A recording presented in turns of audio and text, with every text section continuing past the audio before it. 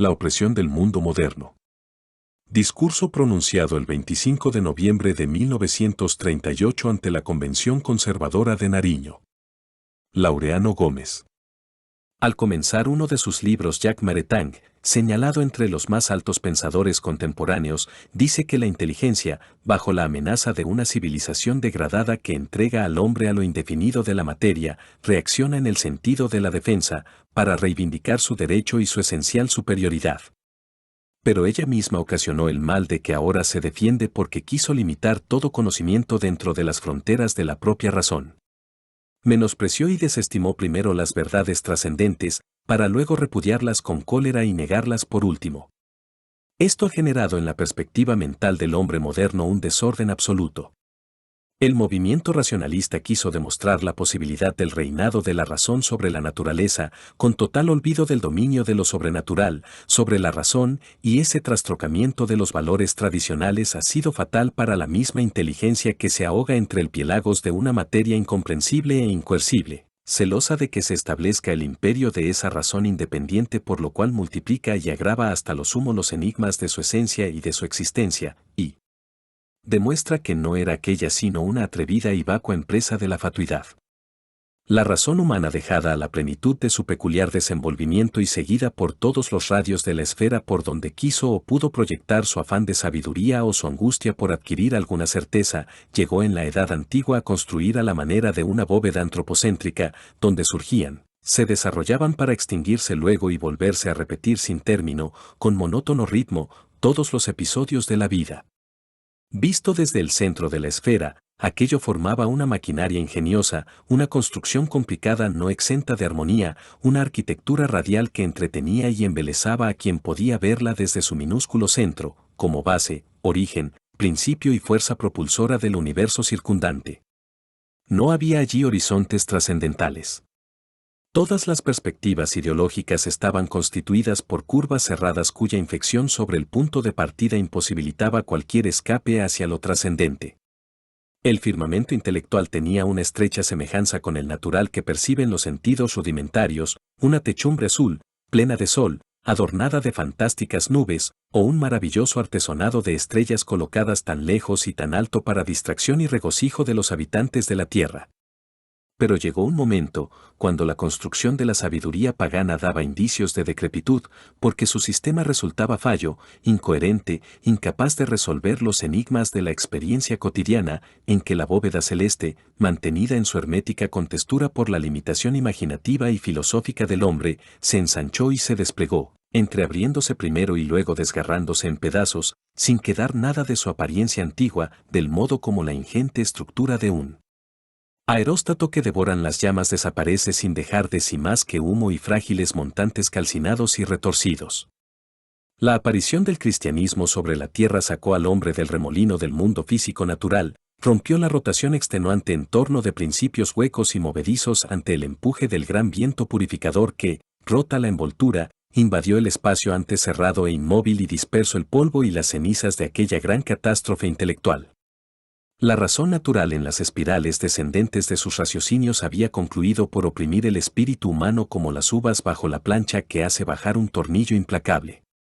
La lucha de los instintos, las sagacidades de la inteligencia puestas a su servicio sin más norma que el éxito visible y cercano, ni otra limitación que la que tolera el deseo. En el universo moral engendraron una ética injusta que llevó a la mesa del festín de la vida a unos pocos mientras dejaba multitudes innumerables y desesperadas llorando su hambre y su desamparo en el umbral de los palacios. Y en el mundo político creó un variado mosaico de sistemas para gobernar la sociedad, ya para el provecho de uno, o de algunos, o de una casta, una tribu, una multitud privilegiada. El simple despotismo, la tiranía de los arcontes, el predominio aristocrático, la dominación de la casta, las diversas formas de la demagogia y la oclocracia fueron otros tantos infinitos ensayos de la inteligencia del hombre que no sabía equilibrar los valores del complicado juego de la existencia, a falta de conocer la entidad, la esencia y la trascendencia de los dos valores supremos de la vida civil, la libertad y la dignidad de la persona humana. Para el mundo antiguo los hombres no eran libres.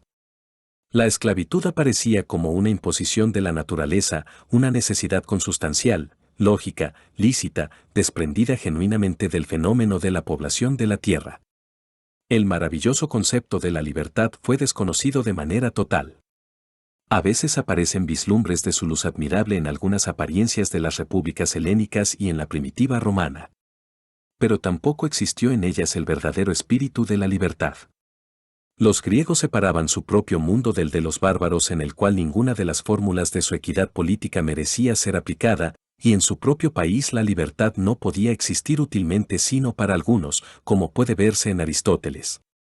El criterio de ponderación y la jurisprudencia romana tampoco se idearon para beneficio general en que los bárbaros participasen, ni en los austeros tiempos iniciales, ni en los posteriores de la grandeza y la decadencia del imperio. Un criterio que ahora se llamaría racista dominaba las concepciones civiles. Como consecuencia necesaria, la dignidad de la persona humana como un valor independiente, actuante por sí solo, fundamental, orgánico, inspirador de instituciones y costumbres, también era desconocida. No había digno sino el déspota, el rey, el emperador, el tirano. O no lo eran sino los aristócratas, los miembros de la casta, los hombres de la tribu privilegiada, los habitantes de la ciudad dominadora o la plebe de las villas opresoras. Todos los demás hombres eran cabezas del rebaño nacidas para obedecer y sufrir.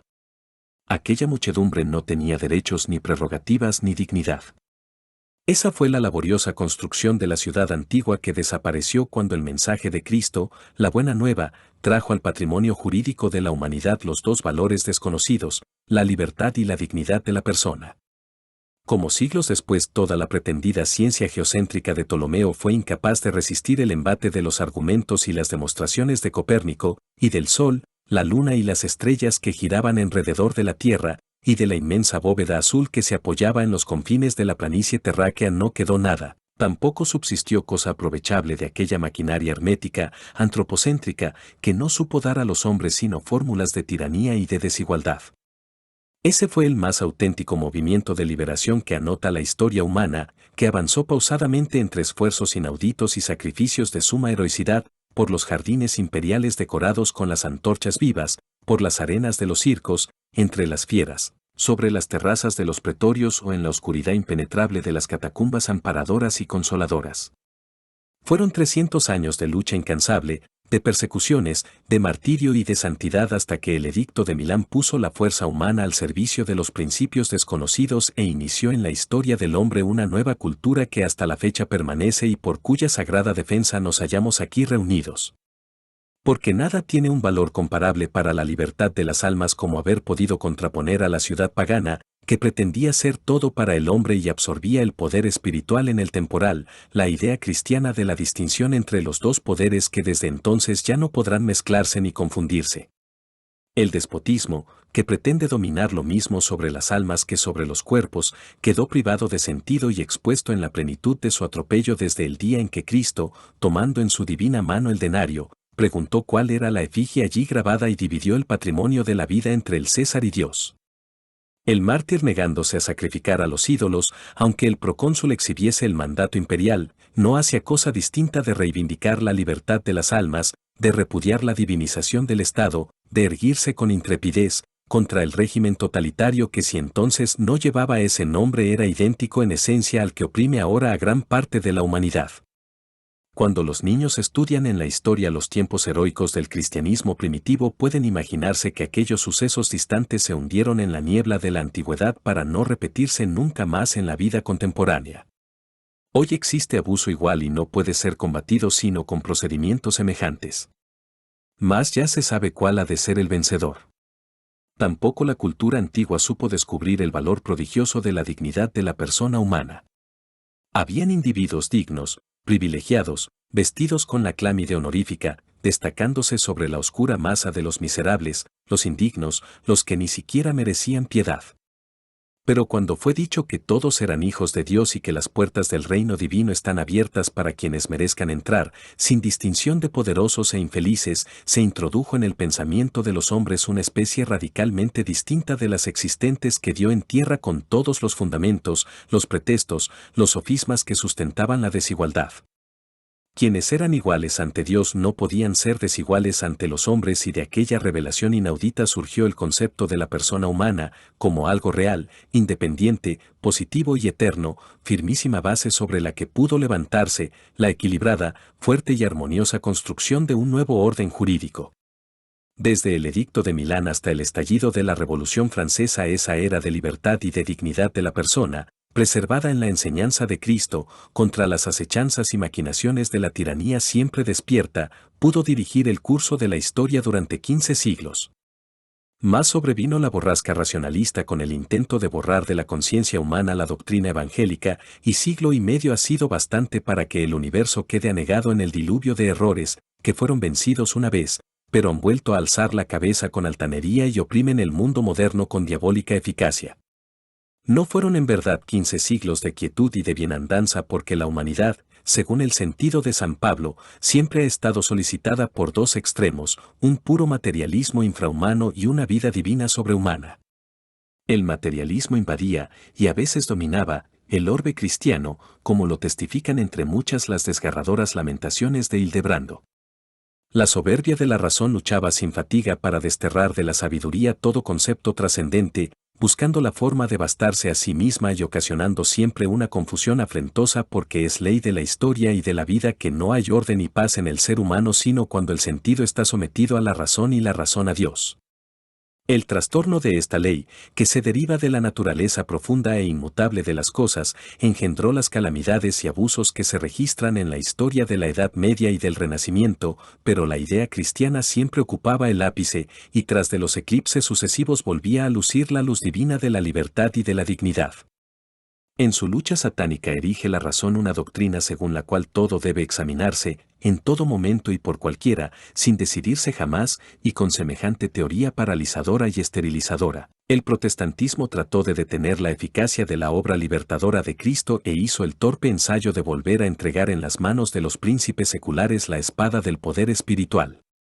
El fracaso del protestantismo que pretendía la libertad del examen y condujo a ominosa esclavitud de la vida, no contuvo los esfuerzos de la razón independiente.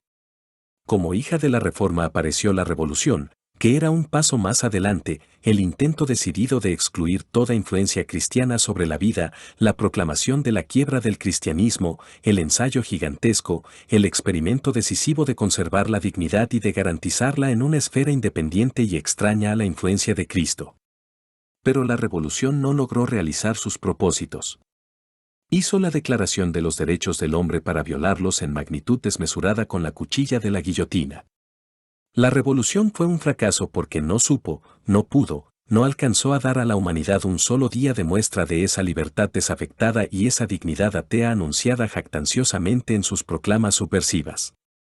La revolución trajo la tiranía y el envilecimiento del hombre. El siglo y medio transcurrido desde entonces es una pesadilla para la humanidad. Los hombres están enloquecidos porque ya no saben su origen, ni cuál debe ser el ritmo de su vivir, ni el sendero de su destino. Se hallan colocados dentro del fenómeno de la existencia y si tienen alguna inquietud espiritual, si se apartan de la categoría rudimentaria de los animales productores de estiércol, quisieran saber por qué están allí, quién los trajo, si significa alguna cosa el latido de su corazón y el cavilar de su inteligencia. Si toda la realidad que descubre el testimonio de su conciencia tiene valor e importa para cosa distinta de extinguirse en la nada sin retorno, sin consecuencia, sin objeto. Los desastrados tiempos contemporáneos están dominados por esa diosa razón que se quiso hacer adorar un día en lugar de Cristo bajo las naves de Nuestra Señora. Los hombres de la revolución la interponen de continuo para impedir que la multitud contemple la divina figura de Cristo. Y la multitud no la ve.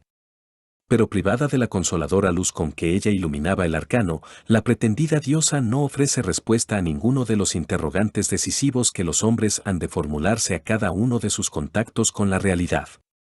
Lo que para el cristiano es el hecho maravilloso de la vida y de la muerte, se convierte para el anticristiano en un fenómeno estúpido, sin causa, sin lógica, sin explicación que engendra en el fondo de los corazones un inextinguible resentimiento. Por eso la humanidad actual es víctima de horripilante pesadilla. No se necesita esfuerzo alguno para relacionar el presente desorden político de Colombia con el cuadro aterrador que ofrece la tierra entera. No podemos pretender que nuestro país es un islote de tranquilidad y de bonanza en medio del mar tormentoso, ni que se reserva para nuestro uso un resquicio de cielo azul, claro y sereno entre las nubes sombrías que envuelven la tierra. Porque el Partido Conservador ha visto con luminosa precisión la gravedad de la hora, se ha incorporado en toda la imponente majestad de su estatura para acudir a la gran lucha contra las potencias del infierno. Por eso los hijos de esta tierra, como ningunos amantes de las mejores tradiciones de la cultura patria, como pocos adictos a los términos precisos, las claras ideas y las actitudes definidas, singulares en su adhesión a la creencia católica y a sus profundas convicciones conservadoras, están aquí reunidos con entusiasmo inenarrable para escoger y preparar las más sabias formas de intervención en la vida de la República. Tan pura y noble fe, tales abnegación y desprendimiento, tan valerosa resolución de luchar hasta la muerte por el ideal más generoso que pueda concebir la mente humana son augurio de espléndida victoria. Conservadores de Nariño, os anuncio que vais a conquistar en los meses venideros laureles de una victoria inmortal.